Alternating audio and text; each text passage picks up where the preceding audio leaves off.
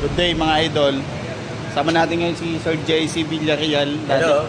Dati din natin yan kasama dati sa Mitsubishi. Ngayon, nandito na siya sa JAC bilang ahente. Kasama natin ahente. Bali, syempre, bago siya dito sa JAC, i-demo natin sa kanya kung anong meron dito sa R-Style. Okay, syempre, bago sa kanya itong brand na to. Tuturo natin kung ano yung mga basic information. Oh, Sir Ruel, tama. Yan. Yan mga idol, ito yung ituturo natin kay Sir JC. Bali, ito yung R-Style na bagong-bago, yung kulay itim. Actually, last month lang pumasok dito sa atin to. Kung napansin nyo, yung release natin nung nakaraan, nagustuhan naman ng mga kasama natin. Nag-request kami ng display unit. Kumbaga itong display na unit na to is dito na sa showroom para makita ng mga kliyente natin yung may black color tayo. Ayan, si Brother Jess, bali CR lang siya, bang naihi yata. Hindi ka ba naihi? Ito Brother Jess, oh. Itong susi natin, ito is transmitter na to, di ba? Pero dito sa unit na to, meron kasi siyang start up. Okay. Okay, ibig sabihin, kunwari ito nasa labas, naka-ano siya sa labas, nakatirik sa arawan, naka-park, pwede mo siyang i-start na to, at the same time, pag nag-start siya, pati aircon naka-start na din ba? Ayos. Okay. Ito ang pag-start niyan, pindutin mo lang yung lock, tapos itong reverb na to. Press mo lang siya, i-hold mo lang siya hanggang mag-start yung makina. Tendency, ano na rin, bukas na rin aircon. Bukas na rin yung aircon niya at the same time. Yung kasi yung purpose niyan para ma-cool down yung sa loob. Yung cabin niya para lumamig. Yun. Hindi ka na magpapalamig muna. Pagpasok mo, malamig na. Malamig na.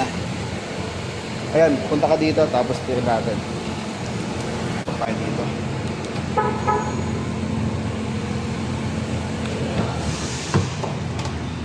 Lamig na. Ayan, di ba?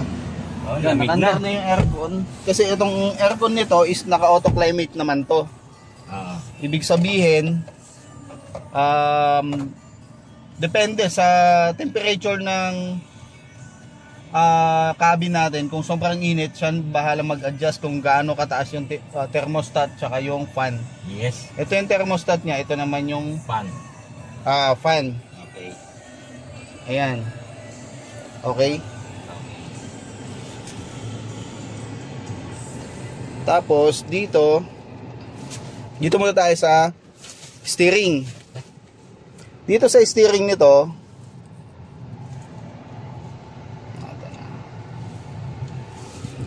ito, napapansin mo to, 'di ba kung pamilyar ka dun sa ano, 'di ba, sa Mitsubishi, yung cruise control.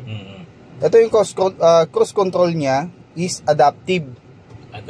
Sa R-Style, adaptive na siya. Ibig sabihin kung ano yung takbo yung nasa unahan, ganun din siya. Kung mabilis yung nasa unahan, tapos yung set mo lang is kunwari mabagal na sa unahan, tapos ang sinet mo is nasa 80, tapos ang takbo na sa unahan 60, mag-a-adjust siya, magbiminor siya hanggang maabot niya yung 80 para hindi siya bumangga. Tapos ang additional dito, ito yung bada auto steering. Ibig sabihin, pag select mo yung cruise control, tapos yung auto steering na yan, kahit di ka na umapak sa gas, tapos umaandar ka na, siya nang bahala kahit bitaw mo na yung manibela. Dire-diretso na siya, para siyang naka-autopilot na. Tapos siya na rin yung mag-minor kung ano yung takbo na sa unahan. Hindi na siya yung katulad sa atin na i-set mo na sa 60, i-into muna, tsaka i-set up. Hindi na. Basta pag pumasok ka, tumakbo ka ng 80, pag pinindot mo to, okay na yon, nakaset na yon. Tapos dito, pag pinindot mo to, magi-green na yan diyan. Ito magi-green yan. Kung dalawang to, nakaset na yon. Bitawan mo na lahat. Set na siya. Pwede ka na maghayahay. Okay. Yun. Tapos dito, yung mga unit kasi natin, is meron siyang muffler. Okay. Yung magbabago ang tunog? Oo. Okay. Ayan o. Ito kasi hindi pa na ano to na scan. Pag na-scan to, ito pipindutin mo to, magbabago yung tunog. Okay. Talagang naka-on yung muffler niya, dalawa yung exhaust pipe niya na gumagana. Okay. Siyempre dito naman, mayroon siyang audio adjustment dito, steering. Diretso na to, ha. Ayan. Hindi siya tilt and telescopic. Tilt and telescopic siya, automatic yan. Automatic na. Okay na. Tapos dito brother ko. Tapos dito tayo sa home menu. Dito is dito yung 360 camera. Yes.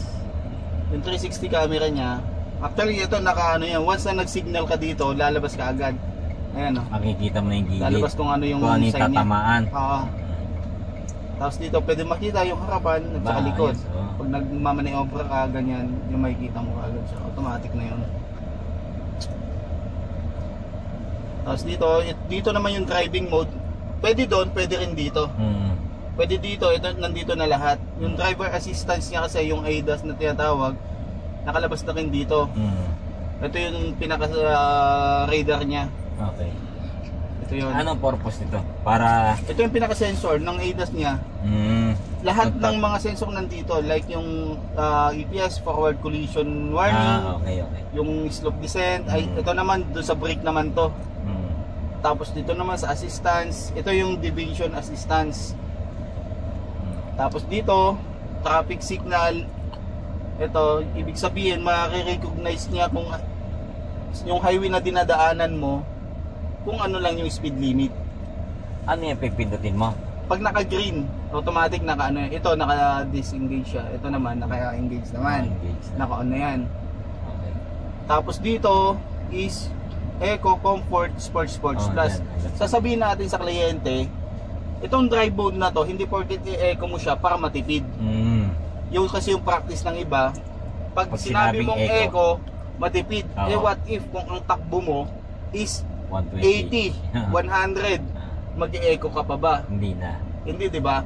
Dapat itong drive mode na to depende sa takbo ng sasakyan. Eco ginagamit to pag 40 pababa yung takbo.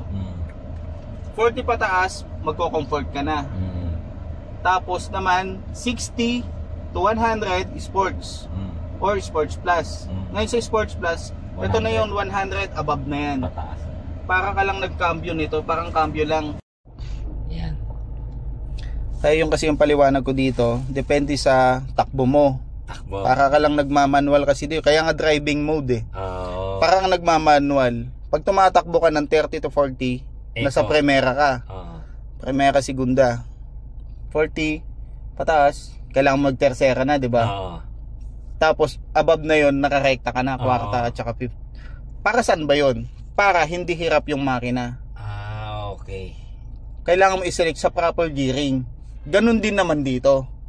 Kunwari, nasa high speed ka, nag-eco ka. Yun nga eco para tumipid, di ba? Kunti lang yung gas na pumapasok. Okay. Kasi nga, nakokontrol niya. Okay. Parang hinataw mo na, hirap siya, pero kunti lang yung gas na pumapasok. Ibig sabihin, humahataw ka na, pero binabato ng gas, konti lang. Hindi ganun. Mas madami na, kasi nga, naka-high rev ka eh. Kailangan mo na... Nakakonsumo ka ngayon. Nakukonsumo ka, kaya tumatakaw. Kaya tumatakaw. Pag naka-eco ka, ilalagay mo sa comfort. Bakit ka mo? Dito, pigang-piga ka eh. Dito, bakit hindi ka naman pipiga? Kunting apak mo lang, abante na kaagad, diba? Nasubukan ko na sa BO9 yun. Yun. Tapos dito, sa sports naman, halos hindi ka na umaapak dyan. Kasi nga, napakatulin naman yan. Tama. Kahit dito ka na lang sa comfort. Kahit comfort na lang yan. Yun. Rekta, ganun. Para at least, doon sa sa pag-control niya ng gas, nako-control niya ng maayos. Okay. Hindi yung nasa eco ka, gusto mong humataw. Siyempre, apakan mo ng baon na baon yung gas. Tama. Naramdaman ko talaga yan. Ngayon, pag inilagay mo sa comfort at saka sports, hindi mo na kailangan ibaon yung gas. Kasi nga, eksakto na po yung gearing at saka yung drive mode na binigay mo sa makina. Tama, ang galing. Ayos. Naliwanagan na ako. Oo, kasi yung iba kasi, matipid po yan kasi may eco po yan. Oo, tama. Yan ang sinasabi halos lahat ng ibang ahente. Oo, yung kasi yung practice ng mga ibang agent eh. Matipid ba to sa gas? Opo, matipid po kasi may eco mode po. Tama. Tama yan na Tama na. Tama ka. May eco mode po. May eco mode po. Ito naman, anong ibig sabihin ng mga yan? Ano yan? 20 to 59, 29? KPA kasi ang tawag natin dyan, hindi sa PSI. Siyempre, i-convert mo yan sa PSI. Gulong yan? Gulong, sa pressure. Tire pressure monitoring yan. Okay. Yan na yan. Okay. Diba? Minsan na ano lang din ako, siyempre yung sinasabi ng iba na gano'n na eco mode is, may eco mode po yan, gano'n, kayo matupid. May maririnig. Hindi, ibang agent, gano'n naman talaga. Practice nila, diba? Kaya lang, hindi. Imbis na binigyan mo yung proper knowledge yung buyer, hindi na. Hindi na, tama. Sa totoo lang, ngayon ko lang din nalaman. Kasi ako rin, pag sinasabing, naka-eco, pwede pala to eco, di matipid. Yun ang sinasabi, oh yes ma'am. Actually, nilagay nila yung eco sa mga automatic pag traffic kasi. Tapos yung mga stop usad, para dito, ililipat mo. Para dito, control talaga, hindi ganun kadami yung buhos ng gas. Yan dyan. Okay. Yun yung proper nanin yan. Diba? Sa system, Adigo Smart Ride, andito lahat yan. Dito yung mga ano yan, set niya lahat. Dito. Doon kasi preset yun. I-on mo na lang doon. Dito kasi pwede mo na siyang i-customize. Ayan mga yan. Andito lahat yan. Yan, departure. Yung kasi yung pinakaano mo. Yung kumbaga preset na yung pipindutin mo. Ito yung mga kinukuha niya. Lane departure assistance. Yun na yun. Kasi wala yan doon. Ito yun, deviation niya. Yan. Speed limit, sign recognition, TSR naman yun. Ito yun. Intelligent control. Tsaka dito naman yung isa, collision. Tsaka ito. Actually ito, vehicle distance display. Yung distance display, meron kasi siyang medium, tsaka far, mga ganun. Ito, purpose nito yung parang sa Montero natin. Pag kami biglang tumawid, kusa siya magpe-preno. Yan yung sensor niya. Yan yung pinaka-radar niya. Mitigation. Yun yung radar niya. Tapos dito, sa audio nito, is DTS inspired na siya. Ibig sabihin, DTS, yun yung quality sounds na lumalabas sa mga speakers. Maganda. Yun yung sa equalizer niya, nandito lahat. Ito kasi yung bato ng sounds kasi sa sound kasi may tinatawag na DTS, Dolby Digital at saka stereo. Si DTS mas detailed yung sound niyan pag ganyan. Yun sasabihin mo kay client. Mas advanced na kasi to. Naka DTS sounds na siya. Kung gustong-gusto nyong na tawag nito yung nagiginig ng mga concerts, mga ganun, yun yung nilalabas niyang sounds. Nakahiwalay yung mga bass, mga guitar, yung mga vocal, nakahiwa-hiwalay lahat niyan. Okay. Yan. At the same time, nandito yung mga preset niya. Okay. Dito yun sa ano yan, sa infotainment naman. Ito yung mga preset na to, kumbaga. Ito yung pinaka shortcut niya. Kung gusto mong hindi na pumunta doon. Apple CarPlay, meron na to. Ang wala lang dito yung tinatawag natin na Android Auto. Carbit link kasi ang gamit niya. Ito i-download mo lang to pag Android yung phone nyo. Para magwa-wireless na siya. Ito i-scan nyo so para pang-download pag Android yung phone. Okay. Or kung sa ano naman, Bluetooth, kung mag-music lang naman kayo, meron na to. Pwede na i-connect. Bluetooth. Ibu-Bluetooth mo na lang siya. Ko-connect mo na lang yung sounds. Tapos dito naman tayo. Dito naman is ang tawag ko kasi dito easy select na siya. Bali ano na lang siya, tawag nito yung hindi na siya yung selector pa, yung zigzag type. Ito. Dito is itataas mo lang. Pag gusto ilalagay mo lang dito. Da-drive na siya. Tapos push down, engage na yan. Under na yan. Tapos saan makikita kung naka-drive na? Ito. Ayun, dito or doon. Dito. Okay, yun. Tapos neutral, taas mo lang babalik. Okay. Taas pa, reverse. Hindi ka na magpipindot para ma-change sa reverse. Ayan, para siyang joystick na lang siya. Okay. Tapos ang kagandahan na ito, para maiwasan din yung tinatawag natin na maano yung mga brakes natin. Minsan kasi ang inaano natin, kailangan nyo pong i-neutral. Tapos bago natin i-handbrake, tapos pindutin yung P. Yun yung normal talaga. Pag normal. Yung mga selector kasi. Kasi ginagawa yun para hindi masira po yung transmission at the same time yung sa ano niyan. Kasi ibig sabihin pag nilagay mo sa park kaagad, ang nag-hold na sasakyan natin, transmission na. Hindi na yung preno. Yes. Pero dito wala nang ganun. 'Di ba? Dito. Yan, umandar na tayo, 'di ba? Pagdating natin sa area, pag pinindot mo yung P, automatic na. Sabay na. Nagsasabay kasi siya. Ibig sabihin, walang posibilidad na masisira ang transmission kasi nagsasabay siya. Na sila. May tanong ako. Kunyari, diba, nakadrive ka, aksidenteng na usagad mong na-reverse. Na aksidente mo na. Hindi papasok yun. Basta nagdadrive. Hindi papasok. Basta. Papasok lang yung reverse, yung drive to reverse pag nakahinto. Kasi yung mga ano mo kasi yan, yung mga gearing yan, naka-intact yun eh. Kumbaga yung clutch mo naka-intact. Kaya walang mangyayari na palitan ng gear. Okay. Papalit lang siya pag naghinto kasi yung tinatawag na wet dual clutch. Kailangan nakalas muna. Yun ang purpose ng WDC natin. Yung WDC ang ano kasi compare sa dry clutch, hindi siya basta-basta nababurn, hindi siya nasusunog basta. Kasi ang clutch kasi nasusunog yan, di ba? Pag madalas ka nakatapak sa preno. Yung wet dual clutch kasi, hindi. Mas malamig siya, mas madilis siyang lumamig. Okay. Tapos dito, sir, meron to Sir Brother Jess, meron na siyang ano tawag nito yung wireless charging. Dito sa kabila.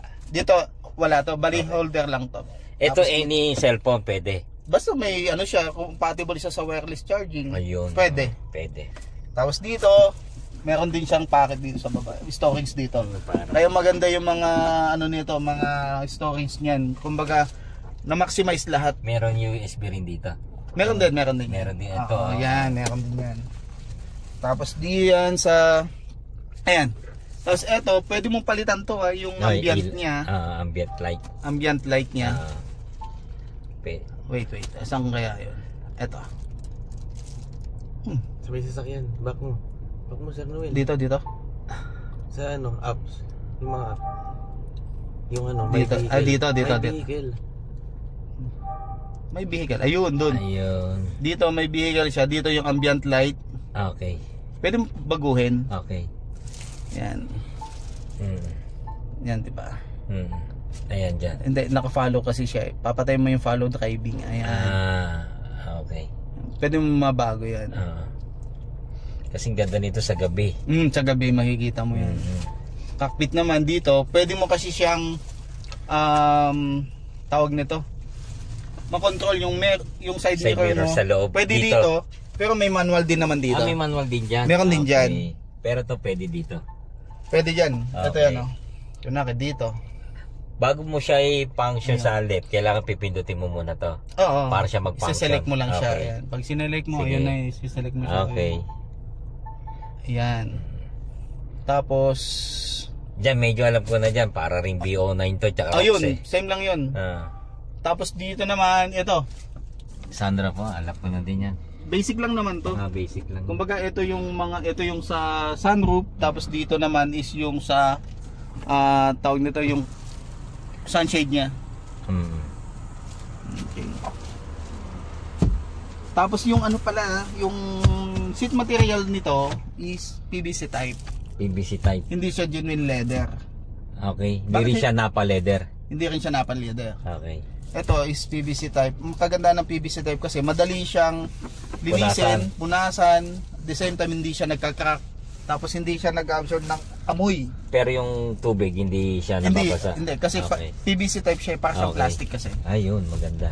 Yan, hindi siya nag-absorb basta-basta. Hindi siya magpipenetrate kaagad-kaagad sa loob. Okay. Kaya pag pinunasan mo siya, tuyo mabilis lang.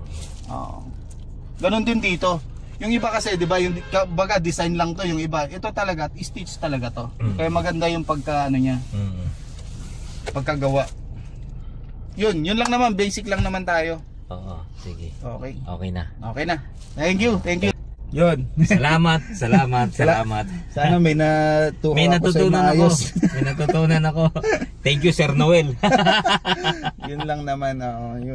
Yun. Hanggang sa muli guys. Maraming salamat. At ito, kasama na natin si Sir Jesse. Kasama ko pa sa Diamond. Kasama ko sa Gateway. Kami yung pioneer sa Gateway dito sa Mitsubishi. Sino kaya susunod sa atin dito? Salamat. Yun guys, maraming salamat. At God bless sa inyong lahat. Bye bye.